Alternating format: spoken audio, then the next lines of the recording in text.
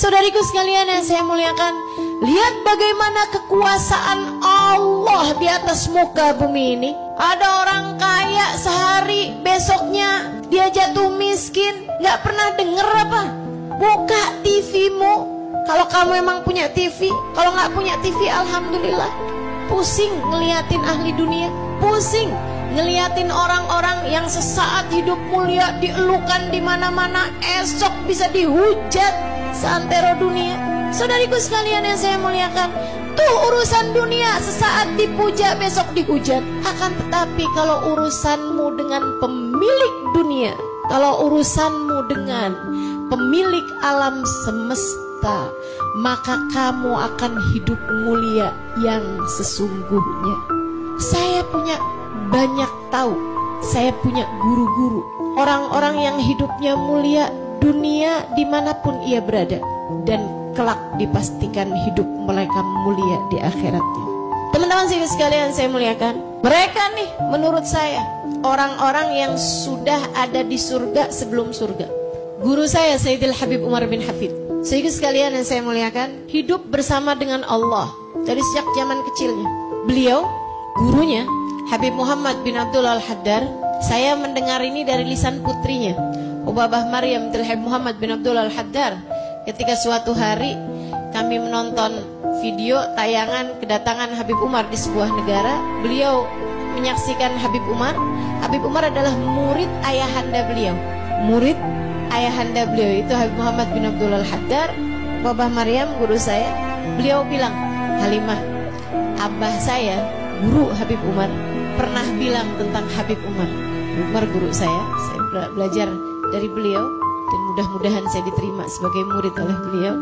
Abah saya pernah berkata tentang Habib Umar muridnya, "Hadzal fata," ketika Habib Umar masih muda, "Hadzal fata ma ya'rif tariqal ma'siyah." Pemuda ini adalah seorang pemuda yang gak ngerti caranya berbuat dosa. Dengar pujian guru sama murid, indah luar biasa. Gurunya menyampaikan tentang muridnya, yaitu Sayyidil Habib Umar bin Hafid, orang yang hidup sama Allah nih dek nih. Liatin bu, kak, dengerin. Mulia tuh, surga tuh ya di sini letaknya. Hadzal fata ma ya'rif tariqal ma'siyah. Pemuda ini adalah pemuda yang gak ngerti caranya bikin dosa. Gak ngerti caranya bikin dosa, gak paham. Caranya bohong gak ngerti, caranya ngomongin orang gak ngerti, caranya punya kebencian kepada seseorang gak paham. Sehingga sekalian saya muliakan, apalagi caranya melihat perempuan yang tidak halal baginya dengan pandangan rasa suka, gak ngerti, gak paham. Caranya pacaran gak paham, gak ngerti. Hidupnya bersama dengan Allah dan lihat bagaimana Allah memuliakannya. Pernah satu waktu beliau datang ke Indonesia beberapa tahun yang silam, dan suami saya kebetulan menjadi salah satu dari pendamping beliau. Ada satu orang polisi dimintai tolong sama suami saya untuk menjadi pengawal Sayyidil Habib Umar bin Hafid, dia dan timnya. Habis selesai tugas, suami saya bilang sama polisi ini, "Pak, saya mau ngasih hadiah sama bapak. Apa yang bapak mau?" Dia mau ngamplopin gitu. Suami saya mau ngamplopin. Dia bilang, "Jangan Bib, jangan dikasih amplop saya Bib. Habib mau ngasih hadiah sama saya, ada yang jauh lebih berharga, jauh lebih saya inginkan daripada sekedar uang Bib. Saya bisa cari uang di mana aja. Maksudnya saya bisa cari uang dengan cara yang lain." Dia bilang, "Saya nggak kepengen yang seperti itu." Tanya sama suami saya, "Bapak mau apa?" "Bib, saya pengen salaman sama Habib Umar." Akhirnya suami saya bilang, "Baiklah, kalau gitu yuk."